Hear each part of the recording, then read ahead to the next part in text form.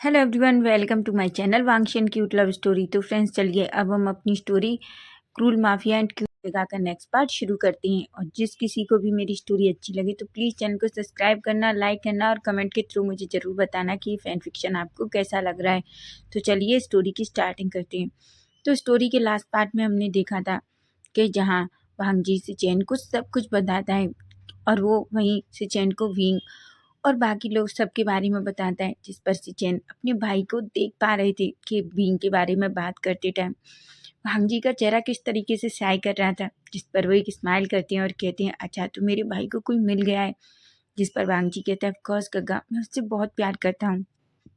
सिचैन कहते हैं, अच्छा तो फिर तो मुझे उससे मिलना होगा।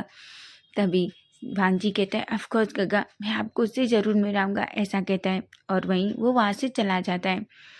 वहीं हम एक रूम में देखते हैं जहाँ वेनरवान बैठा हुआ था और वो लेडी जो सामने थी। वेनरवान उसकी तरफ देखता है और कहता है, तुम कब उठोगी? मैं तुम्हारे इलाज पर इतने सारे पैसे खर्च कर चुका हूँ, लेकिन तुम उठ ही नहीं रही। जब तक तुम नहीं उठोगी तब तक मैं उस लेंस के साथ कुछ नहीं कर सकता, क्योंकि मैं जानता हूँ जब उन्हें तुम्हारे बारे में पता चलेगा तो मैं जो कहूँगा वो करने के लिए तैयार हो जाएंगे, ऐसा कहता है और एक स्मक करता है। वो उस लेडी की तरफ देखता है और कहता है, अगर तुमने मेरी बात मानी होती तो मुझे नहीं लगता था कि तुम आज इस जगह होती, समझी तुम। लेकिन तुमने और तुम्हारे पति ने मेरी एक भी बात नहीं सुनी, जिसका खामियाजा देखो तुम किस तरीके से भुगत रही हो। तुम कितने सालों से आज इस बेड पर हो, समझी तुम। और बस मैं तुम्हारे उठने का वेट कर रहा हूँ। जब तुम उठोगी तो मैं देखो उस लेंस के साथ क्या करता हूँ, ऐसा कहता है और एक स्माइल करता है और वहाँ से खड़ा होता है और बाहर आता है।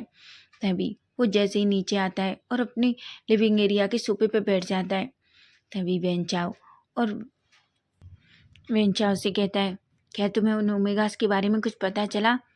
वेंचाओ कहता है, नहीं नहीं डैड, मैंने बहुत कोशिश की पर हमें उनके बारे में कुछ भी पता नहीं चला। वेनरान गुस्से में वेंचाओ की तरफ देखता है और कहता है, क्या तुम कोई काम कर सकते हो या तुम्हें कुछ भी नहीं आता? ऐसा कहता है, जिस पर वेंचाओ अपना फेस नीचे कर लेता है। तभी वेनरान कहता है, मुझे इस तरीके से मेरे सामने खड़े मत रहो, मुझे बस ये बताओ कि आखिर उस लैंड वांगजी की कमजोरी क्या है, जाकर ये पता करो। और अगर जिस तरीके से मुझे पता चला है कि वो उन ओमेगास को इस तरीके से प्रोटेक्ट कर रहा था, तो मैं तुमसे कह रहा हूँ वो ओमेगा ही उस लैंड वांगजी की कमजोरी होगा, उसे ढूंढो, समझे तुम। तभी वेंचाओ कहता है, पर डैड हमारे पास उससे भी बड़ा हथियार है। तभी वेनरवान कहता है, हम अभी उसके बारे में कुछ भी नहीं कह सकते, लेकिन मुझे लगता है पहले हमें उस ओमेगा को ढूंढना होगा, समझे तुम। अब जाओ यहाँ से। वेंचाओ गुस्से में वहाँ से जाता है, वो वहाँ से बाहर जाता है और तभी उसका एक बॉडीगार्ड उसके पास आता है।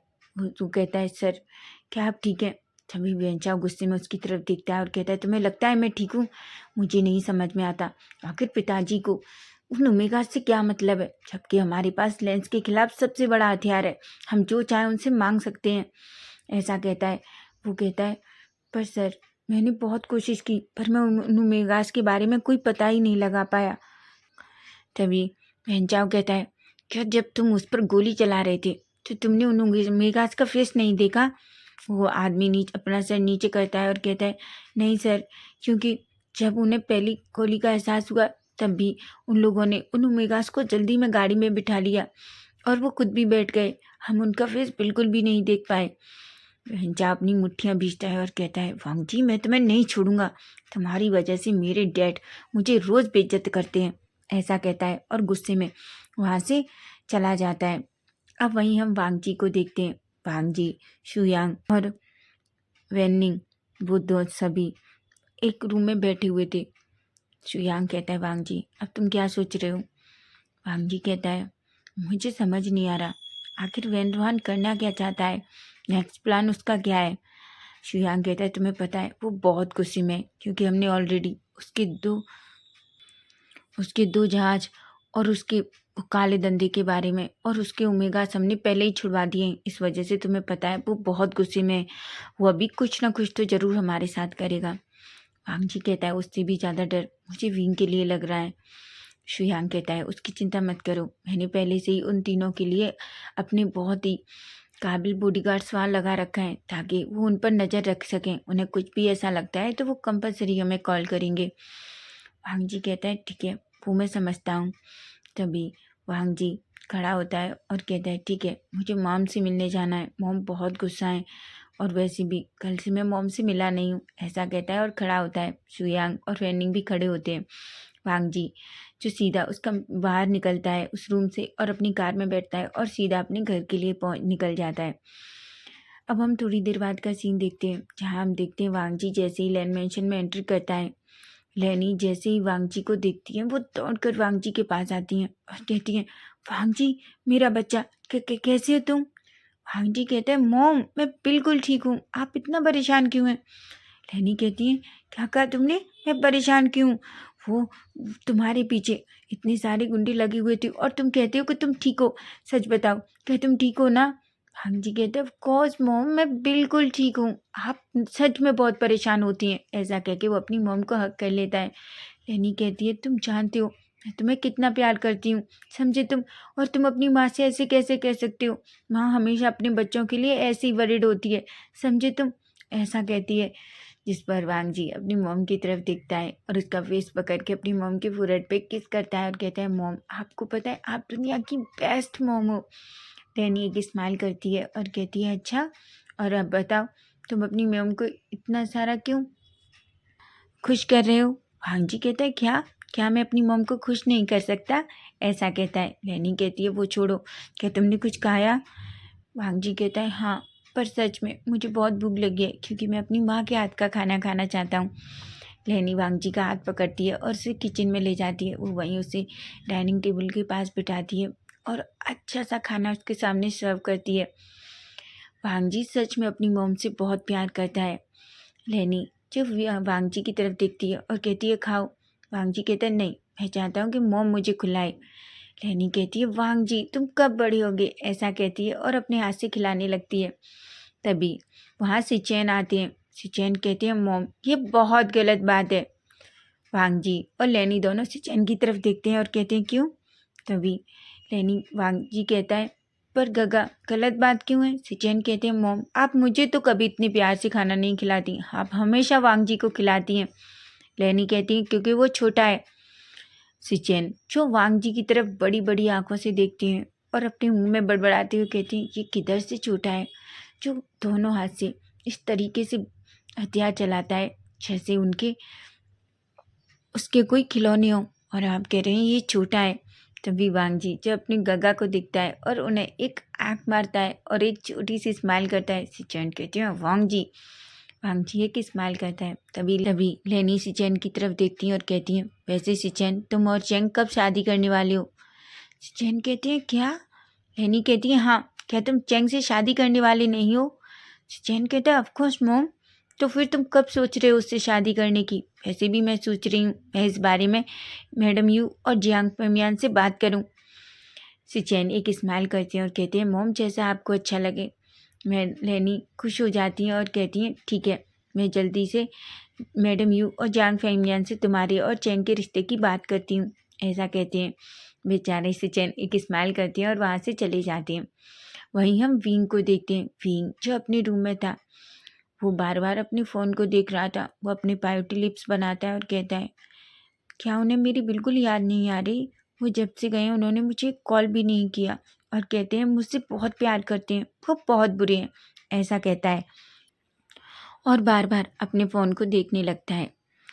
वो वांग जी को सच में बहुत मिस कर रहा था। वो कहता है क्या मुझे कॉल करना चाहिए, पर अगर वो बिजी हुए तो, पर क्या मैं कॉल करूं। नहीं, अगर वो बिजी होंगे तो वो मुझे बेवजह डांट दिया तो, ऐसा अपने मन में सोचता है। तभी विंग अपना फ़ोन साइड से रखता है और अपने दोनों हाथ अपनी चेस्ट पे लगाता है और कहता है मैं बहुत गुस्सा हूँ, वो मुझे कॉल क्यों नहीं कर रहे, मैं उन्हें बहुत मिस कर रहा हूँ, ऐसा कहता है। तभी अचानक से विंग जो अपने बेड पर लेट जाता है और अपने पाउटी लिप्स बना के पता नहीं अपने मुंह में वांग जी के लिए क्या क्या बड़बड़ाने लगता है। तभी अचानक से विंग का फ़ोन रिंग होता है। विंग जैसे ही फ़ोन दिखता है फ़ोन पे वो नाम दिखता है तो उसके फेस पे एक बड़ी सी स्माइल आ जाती है। वो जल्दी से फ़ोन उठाता है और कहता है हेलो। वांग जी कहता है बीबी कैसे हो तुम? विंग कहता है मैं अच्छा हूँ। वांग जी कहता है क्या हुआ, तुम इस तरीके से बात क्यों कर रहे हो? विंग कहता है कुछ भी नहीं। वांग जी कहते हैं बताओ विंग क्या बात है? विंग कहता है कुछ भी नहीं, मैं आपसे बहुत गुस्सा हूँ। वांग जी कहते हैं पर क्यों बेबी, मैंने क्या किया है? विंग कहता है मैं कब से आपका वेट कर रहा था, आपने मुझे कॉल नहीं किया। वांग जी जोर जोर से हंसता है और कहता है बाबे आई एम सॉरी, क्योंकि मैं बहुत बिजी था, मुझे बहुत काम भी थे ना ऑफिस में, और तुम्हें पता है कल मैंने कोई काम नहीं किया, इसलिए मेरा वर्क बहुत पेंडिंग था। विंग कहता है तो क्या आप काम के चलते मुझे भूल गए? वांग जी कहता है बिल्कुल नहीं बाबे, मैं तुम्हें कैसे भूल सकता हूँ। ऐसा कहता है मैं तुमसे बहुत प्यार करता हूँ बेबी, और वैसे भी मैंने पता है तुम्हारे और अपने बारे में अपने गगा को बताया। विंग कहता है क्या? वांग जी कहते हैं हाँ बेबी। विंग कहता है फिर उन्होंने क्या कहा? वांग जी कहता है गगा तुमसे मिलना चाहते हैं, इसलिए मैं कल गगा को तुमसे मिलाने लाऊंगा, ठीक है, और तुम रेडी रहना। विंग एक स्माइल करता है और कहता है ठीक है, पर मैं थोड़ा डर रहा हूँ। वांग जी कहता है क्यों? विंग कहता है अगर मैं आपके गगा को पसंद नहीं आया तो? वांग जी कहता है लेकिन ऐसा कौन हो सकता है जो मेरे बावे को पसंद ना करे? ऐसा कहता है और सबसे बड़ी बात बेबी, मैं तुमसे प्यार करता हूँ, मैं तुम्हें पसंद करता हूँ, तुम्हें ज़रूरत है कि कोई और तुम्हें पसंद करे?